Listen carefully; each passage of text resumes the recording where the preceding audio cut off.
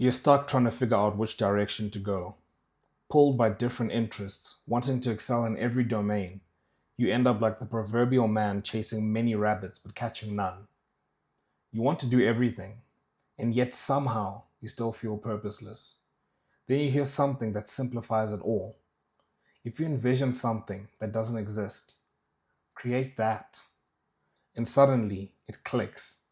Of course, that's why God put you here.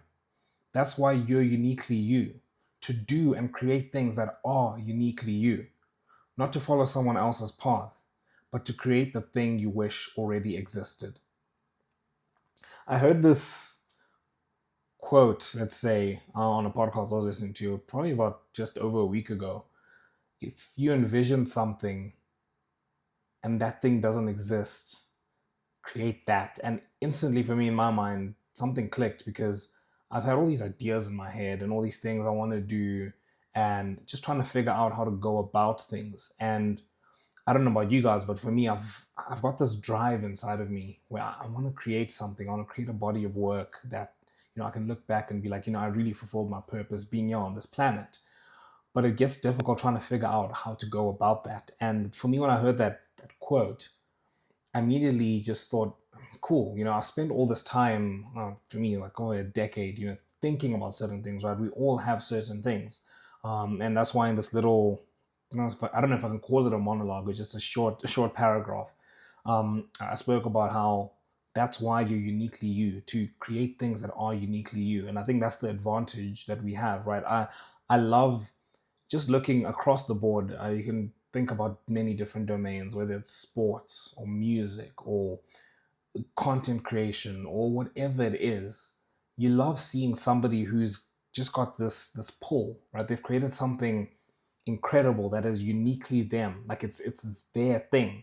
Like from a sports perspective, I think of someone like a Lionel Messi, right? Like you can get people who try to replicate that, but it's Lionel Messi, right? He's got his own kind of playing. um or from a music perspective, you think of like your Michael Jacksons or even like The Weeknd for me. And I know he's definitely not the person should be listening to. His music is very dark, especially as a Christian. But just looking at it from a purely musical perspective, it's like it's uniquely his, and you get a lot of this in artistry. I admire seeing somebody who's done something incredible, and it's just like you can tell they've put their stamp on it. And for me, I've had that drive in myself to create something similar, but I've never known how to go about it. And when I heard that thing of if you envision something you wish existed, create that, I was like, okay, all of a sudden it's a lot simpler, right, in terms of the road to follow. Now we can speak about the steps that are to be taken and the challenges you would face on that journey, but at least as a starting point, right? I spoke about how there's so many things, we get pulled. I get pulled in many different directions. I love music, I love sports, I love, just having a conversation like this. I love this, I love theology, I love so many things. And it's like, geez, okay, where do I go with all of that? And it's like, okay, from a starting point, a good way to look at things without worrying about comparing yourself to other people is envisioning. You've got a vision, and that's the beautiful thing about this. If you're somebody who does, if you're similar to me, spend a lot of time thinking about things, you've already got a vision in your mind of like, oh man, I wish this thing was here. Like I'll use an example, like I spoke about The Weekend. um as a musician, as a Christian, I'm like, dude, like his music bangs, but I just wish it wasn't so degenerate, it wasn't so like, yeah, it's just terrible. I'm like, if there was like a Christian version of The Weeknd, that would be so sick, right? Or a podcast. Like I love Chris Williamson on Modern Wisdom. I love his podcast. It's just great. And that's actually where I heard this quote. I find him very inspiring, and he's very well spoken. And I don't know what it is, but I just love listening to him. And I'm like, man, if you were a Christian and there was like a similar podcast like this, but from like a Christian perspective, I'd freaking love that. And it's like, okay, well, there you go, getting like you've got things that you want to be there. You've got inspiration, and this is another beautiful aspect to look at it from, right? In the context of creating things, I've heard this quote before from philosophers and all those important people. You can say that there's no original thought on the planet. Like there's nothing you can come up with, especially this far, into you, like into human existence. There's nothing you can think of that hasn't been thought of before, right? And again, you got to think about this from just many different domains. I think it's a blessing once you think about it, because obviously people want to have this thing of like, I'm like, even the people we look at, like I don't know, your Nikola Teslas, your Thomas Edisons, all these people, right, who've like come up with like great inventions. They weren't the first people to think about it. Or iPhone is a great example. I think I can say iPhone or Instagram, even, Facebook. You look at these people and you're like, oh, they created something incredible, but they didn't come up with it themselves. It was something that was already there, and they took the base. And obviously, there's two different ways it can go. You can get people who kind of just basically steal it, and then you get other people who put their own spin on it and really like make it into something valuable. But ultimately, none of them came up with it. I heard the other day, say the other day was like last year, Thomas Edison, he didn't come up with the light bulb thing. I think someone else came up with it, and I forgot what happened, but he ended up getting a lot of the credit for it. And again, not slandering anyone, like I'm just saying that there are no original thoughts. And it's a beautiful thing to realize right now. Instead of standing here trying to figure out, man, how can I create something that's never been thought of before? It's like, dude, there's nothing that's never been thought of before. And it's a beautiful thing, because I like to think of even sports. Like if you're trying to get good at sports, yeah, okay, you can ignore, I don't know how you do it. You just like not watch any sports or any player for like inspiration, and you just come up with your own thing. You could do that. Or you could actually go and watch and learn, the things that people have been doing for over a century, that they're like, hey, we've tried and tested. These are the things that actually work. Like these are the best things that work. And you build from that foundation, right? An example I like to think of when I was learning how to play football was dribbling the ball. Like I used to, like, when you're just starting, you don't play football. You dribble the inside of your foot, and I learned you have to dribble the outside of your foot, and it felt so uncomfortable and so weird. But once I learned how to do that, it became like I was like, okay, this makes so much sense. I looked back and I'm like, I'm glad I took the time at the start to force myself to learn how to dribble the outside of my foot, because it's so much easier. Like the mechanics just make so much sense. It's so much more efficient. You're able to run a lot easier and control the ball a lot better. And then you watch football and you're like, everyone dribbles like that. And again, you don't have to go and figure that out yourself, right? Somebody else already figured that out. But where this comes in now is putting your own spin on it. And I think that's where the advantage is, because you don't have to spend time trying to figure out, oh man, how can I make this? How can I come up with something never thought of before? It's like, hey, you already have the base. If you spend a lot of time thinking about things, like for me, say podcasting, for example, I'm like, okay, I know I have a vision of what I want to create, from a content creation space. And it's like, cool, I have an inspiration, right? That being like a Chris Williams. And I'm like, I love the quality of his podcast. You can tell the amount of work he puts into it, right? He's got great episodes.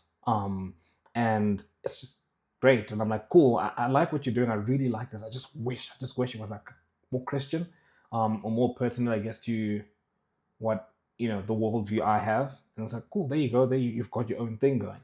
And that's a base. And then you start from there, and then you start figuring out as things go, how you can put your own spin on it. And I think that's a really good way to look at this. And it's really empowering. It's like, okay, I don't have to spend time trying to figure out all these different things. I've already got the GPS, let's say, right? I've got the base. You've got the fundamentals you need to learn. Let's just stick with the topic of podcasting.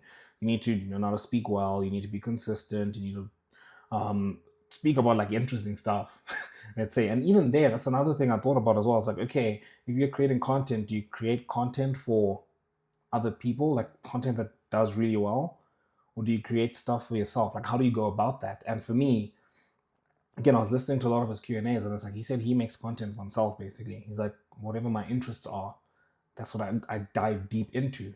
And then again, there's still the rules of the game you have to play by, right? You still have to make sure you've got good, I don't know, good editing, you've got good quality audio, quality video as well, and you've got a consistent schedule, and you're posting clips, and you've got to do the thumbnails and the titling and all that stuff, right? That's stuff you have to learn if you want to be successful, let's say.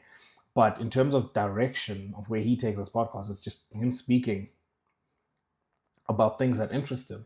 And for me, I'm like, okay, I know what I want from this. I want to create a space where Christian men can come and just have conversation um, that is interesting, right? But from a Christian perspective, like the kind of conversations I'd want to have with my friends, and all of a sudden it becomes very simple again because now, okay, thinking about topics I want to make. It's like, hey, I know what I want to do. I don't want to just create something that's like, hey, go farm, as many views as you want, like create, like just chase the algorithm, chase politics, or chase whatever the latest trend. It's like, no, I want to create a body of work where it's like you can look and you're like, this is distinctly Gideon, or this is distinctly you. Like it's like there's a specific thing that's like you're not worried about the trends or anything like that. It's you've created something fantastic, and the way you do that is there's a vision you have, and that's already sitting in your brain as we've spoken about. But now you've got to bring that into fruition, and that's where the hard work comes in, and you build a vision based on that. This idea of whatever you wish was there. If you have a vision of something that you wish was there, create it. And that's where the hard part is, bringing it into fruition. But you've got a base in terms of where you should follow. And that brings me to my second kind of sub point of this video, being organizing your interests and just picking the one thing. It's something I learned a couple years ago. It was like 4 or 5 years ago. I was watching like Hamza videos. And I remember distinctly there were two circles that were drawn. There was one with many different, like you can just picture many different arrows, coming just around the circle, and they're short arrows. Then there's another one where there's a circle and there's just one long arrow. And the purpose of the thing was to discuss or to point out the importance of the concept of essentialism, right? It was the first circle where you've got many different arrows pointing out and they're very short. It's cool. You're spreading your interests and your efforts out wide, but you're not achieving anything of depth, right? And then you've got the other one where you just focus and you hone in on the one thing and you go crazy on it. I mean, I was listening this morning to a podcast to Chris Williamson on his Q&A, and he was quoting something something Jordan Peterson said, where he said, you encourage just people in general, like find that one thing that you want to do and just throw everything you have at it and see what happens. That's the idea there. And I love that idea because I'm like, I love seeing that. I love seeing people that have just done something incredible. They just put their all, like they found their domain and they're really, really good at it, and they figured out how to provide value to people through that. I love that, and I want that for myself as well. And again, I think going back to that picture, that was describing the concept of essentialism. I mean, you can also kind of condense it into the quote, a jack of all trades is a master of none. And I was actually watching something a week ago. It was by Dan Kowe, was actually giving, I guess, advice opposite to this, where he was saying, if you have many interests, you should tap into the many interests. But I haven't gotten very deep into what he was saying. But it goes against everything I've learned around this concept. And somebody said that people don't usually complete that quote. Apparently, it's a jack of all trades is a master of none, but still better than a master of one. And I don't know. I don't want to get into all the I guess discussions about all of that. But in my mind and for everything I understand about achieving, let's say, success or things of value and substance, you need to continue to be aimed in a specific direction and carry on going in that direction. And I think that's another thing we need to do here, right? Obviously, you've got all these interests, great, right? But you need to organize them in your mind and figure out, cool, how am I going after these interests, right? Because you don't want to not go after your interests. When you die, you're just going to be like, I don't know what the heck they even. I think there'll be a lot of regret around that. There's something you really loved and then you just didn't get a chance to do it.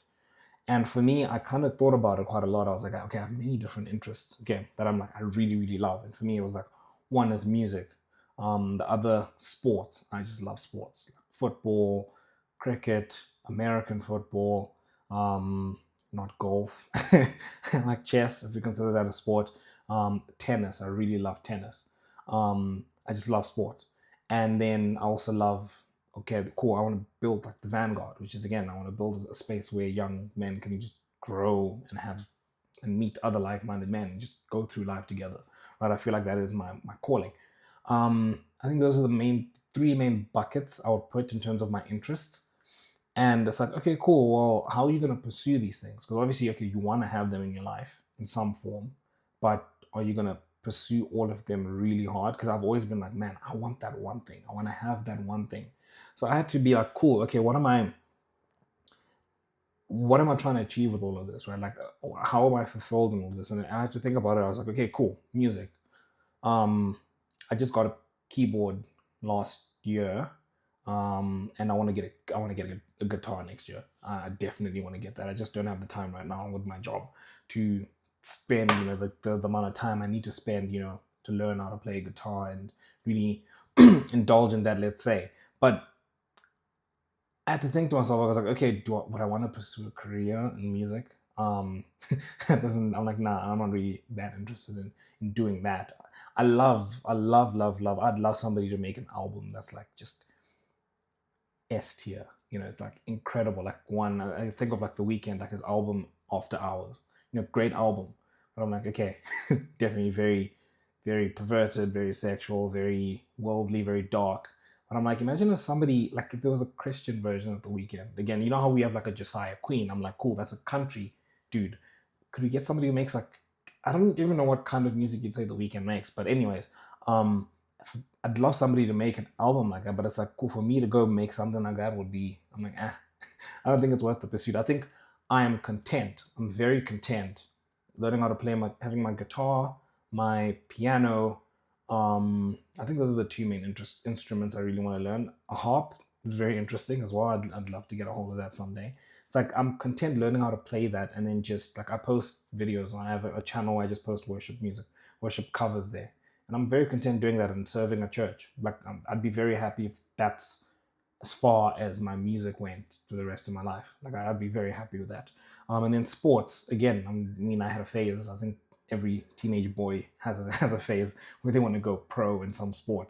I was obsessed with football, and then obviously reality sets in and all of that. And I'm like, cool. What would say I get to the end of my life, the end of my earthly life, right? What would I have to look back and say, cool, I'm happy with the way I pursued this in relation to sports? What would that have to look like in order for me to actually get to a place where I can say that? And for me, I was like, man, okay, the pinnacle for me, like I love competitive sports. Like I love and I want to be competitive. I want to be in great shape. I want to be, playing football with like I'd love to have like a league with just my boys. And I don't know, maybe we set up with like we have enough people to actually set up like just a weekly league and we play like competitively. Like I'd love that. But at the very least, um, if we're playing just the boys, we play indoor football. We play like once a week, and it's competitive. Like it's quite competitive. Like you're pushing yourself, and it's like I love that. I'd love to do that, and I also love tennis. I want to get to playing tennis. Maybe once a week as well. Like the sports that I really like just play that at least once or twice a week or whatever it is. But currently, I don't have I don't have the time, but I also don't have like the people to kind of and the resources, I guess, to set up something like that. Um, so currently, it is just I have this place that I go in the mornings where I just shoot my football around. And there's also basketball courts as well where I can just play as well. So I'm like, cool, let me try and just do that in the morning as much as I can for now. And I'm content with that. And then I'm like, cool, the Vanguard, that's very much my calling. Like this kind of thing, I want to pour into this. If I can do this kind of thing full time, I'd be very, very happy. Um, Building, an all-encompassing men's space, right, for guys to come and actually make like-minded friends and push, like get after it in life together and have conversations like this, have interesting conversations. Um, and yeah, just like that, interesting conversations and around self-improvement and, like life and on theology and all this stuff, right? I'm like, cool, this is gonna be my one thing that I'm gonna kind of dedicate to. It's a bit difficult now, the job I'm in, because it takes up all my time. I basically just have the weekend to do this. But I would love to get to a place where I can dedicate more time to this. But that's how I've kind of organized my interest and picked my one thing. And I don't know what your guys' interest would be, but I'd advise the same thing. Pick that one thing that's like, cool, I'm gonna make this the apex of my efforts. Where I'm like, cool, I'm gonna focus on honing in on the skill and getting as good as I can at it and see what happens. And then the third point I kind of just wanted to make around all of this is the patience and consistency side. Um, we've obviously spoken about building a vision in terms of creating what you want to exist. then obviously organizing your interests and picking the one thing. Then the third part is really just like patience. I don't think we realize, man, as humans, how much time things take to actually like start seeing results. I saw something, I think it was last night. There was somebody talking about, losing weight in the gym. They're like a really fit person, the gym bro, and he was like, man, the worst thing about like losing weight is realizing how much more you have to lose. And he was kind of aiming at body dysmorphia, where it's like, dude, when you're like, he thought, if I get to 12.5% body fat, I'm going to be shredded. And it's like, not shredded enough. I just look like a smaller version of myself. But yeah, I kind of lost track. Oh, yes. So what I was thinking about in that regard is just how much time things take.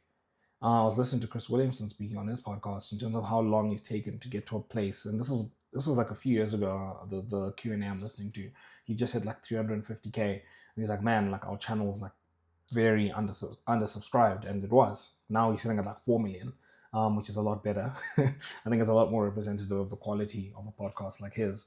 But what he was saying was that, man, like they made like the quality of their podcast. This was at that point, like 4 years ago, where he was like, the quality that we've been making, like not much has changed. Like, yeah, okay, we've upgraded maybe our cameras and we've gotten better at making thumbnails, etc., etc., etc. But the conversations are still the same, right? Like it's still the same kind of quality. But we made that amount of content, put in that amount of work for so many years, and like, man, like nothing really to show for it. Obviously now it is coming into fruition, but it's just like how long that takes for that success to come. And I think that's the difficult part. I remember when I was making a lot of short form content in 2021, 2022, and 2023. And I remember this specifically because I started making in October 2021. I was just uploading content. It first started as like gym content, and then it became self-improvement content. And I was posting like 3 times a day, every day, like without fail. And I remember I remember in Jan, it was in Jan and Feb, my Instagram and my TikTok they were not growing. I think I felt like I was shadow banned on TikTok. Yeah, like my videos just weren't getting many views, and Instagram as well. I felt like that at some point. And then I just kept posting. May came along, right? So keep in mind, this is 8 months after I started posting. I was just posting 3 times a day, every day. I think there was even a point I was posting 4, but that was just way too much. May came along and I just started growing. Like I got to 10K in like a week. I think it was on TikTok. And I kept growing at that rate. I kept growing. And then I remember in, I think around August, September, yeah, August, September, Instagram started like really taking off. And then I remember there was 1 week in September on Instagram where I gained 100,000 followers. 1 week, right? So this is almost a year of posting constantly, like 3 times a day, every day. I've gained more followers in 1 week. First of all, more followers than I could have ever imagined. But more followers in 1 week than I did literally the rest, like the other, let's say 50 weeks of posting. But those 50 weeks of consistently posting is what gets you to there. And it's that typical thing you always hear about success, where it's like it's just a flat line and then exponential, right? But the amount of work you're taking to get there is what actually gets you that exponential growth. And then also, I think the following month, it got to like 500K on TikTok. It was crazy. I genuinely, I was like, this is crazy, because I remember just in Jan, I was like just feeling despondent. I was like, nothing's growing. Like, what am I doing wrong? And it's just like the amount of time things take. Now, obviously, with him, he was speaking about, obviously on YouTube is a whole different game. They've been doing it for years, putting out quality, like this quality content, like putting in a lot of work. And it's like just not that much growth, and then bam, you keep growing. And he was saying again, the progress was a lot like a flat line for a while. And I think it's just something we need to kind of keep recognizing. It's difficult in the age that we live in, because obviously you get rewarded for a lot of instant gratification. But something else that also kind of brought this to my attention was a few years ago. I remember I was watching Iman Gadzi, and he was speaking about how you need to extend your timeline. Right, and it was basically this concept of, dude, you don't need to be making 10K a month, like a year from now, right? Expand your timeline, like especially like you're quite young. Give yourself 5 years. If you give yourself 5 years to achieve a specific thing, you're gonna get there if you consistently follow what you're supposed to do. Whereas if you only give yourself a year and nothing happens within the year, and then you just kind of throw your toys out the pram, then you're not going to get anything. And it was just kind of this idea of like spread it out, and actually expand, have a long-term vision of like, cool. And that's the beautiful thing. And I hate to quote Bill Gates, so I do think that is a very evil man. But I remember him saying, people, what is it? People overestimate what they can achieve in 1 year and underestimate what they can achieve in 5 or 10 years. And I think that is true. It's this idea of like, cool. Again, if I'm going back to my thing of like making content, in 2022, I'd been making content for like 3 months. So it was October to Jan. And I'd gotten to like 10K. Well, I hadn't gotten to 10K. I was sitting at like 1K, I remember. And I was just stagnant. And I was like, man, I remember 10K was like the big thing. I don't know why. I thought, if I get to 10,000 followers, then I'm a celebrity or whatever. And then I'm like, can actually make money or whatever it was. But anyways, I expected to get to 10K within like 3 months. Like, it's a lot of hard work posting consistently for 3 months. Didn't get there. But within a year, I'd gotten to 500K on TikTok and like 100K on Instagram. I never would have guessed that. like I never would have. And I think it just goes back to show the principle of like, you need to be willing to go through a long period of just consistently pushing and getting better, without seeing anything. And I think this is where the beauty of the original point of this video comes in that, there's a vision of something you wish was there, like create that. And now when you're pulled by that vision, it's a lot more different. It's a lot more different than trying to chase something that's already been there. Like, you're trying to be someone else and you're trying to just replicate that same thing, right? It's like, cool, I have a vision, right? I'm trying to create something that doesn't exist, right? I think you'd be a lot more willing to be patient with yourself if things are taking time, because you keep that vision there. But also, I think it's just a genuine thing. Again, learned this from Chris Williamson as well. We were speaking about consistency. One of the biggest, or if not the biggest predictor of consistency is just liking what you do, like liking the thing. Like, if you like going to gym, it's going to be very easy for you to go to gym 5-6 times a week, right? In fact, you'll be trying not to get yourself not to go, twice a day. It's a whole different proposition than somebody who just hates doing that, right? And I think that's the thing with this concept of building consistency, of building a vision, something that, you wish existed. Like, if you're propelled by that vision, it's actually more like a positive, let's say a positive pull, positive motivation. If you're thinking of that concept of, the rat, where they've got the cheese in front of them and the cat behind them, right? It's like, you've got this positive thing, you want to get the cheese, but you also want to run away from the cat. And I think there's definitely in psychology a concept of needing both of those. But in terms of vision, like, it really is nice. I think that would be the cheese, and that builds your consistency. I think, I don't know if this is right, but in my interpretation of it, I just thought about it now. I think, I've gone blank. Oh yes. So I think the cheese, doing something you like, is the consistency aspect. But the cat, right, running away from something you don't want, is the intensity aspect, right? So it's like, cool, if I like something, I'm going to be willing to just carry on doing the reps for a really long time, right? That's going to build my consistency. But if I'm running away from something, so let's say for me, I'm running away from like being in the matrix. Like, I hate that. Yeah, I don't think there's any other way to put it. I hate the work I'm doing right now. But it's only for a year, and I want, to be able to do this full time. It's like, cool, that's pushing the intensity, because now I'm running away from something I don't want. But yeah, that was just something interesting I thought about. But yeah, I'd love to get your guys' thoughts on all of this in the comment section below. But yeah, make sure you guys hit subscribe and yeah, join the brotherhood. And until next time, I'll see you guys.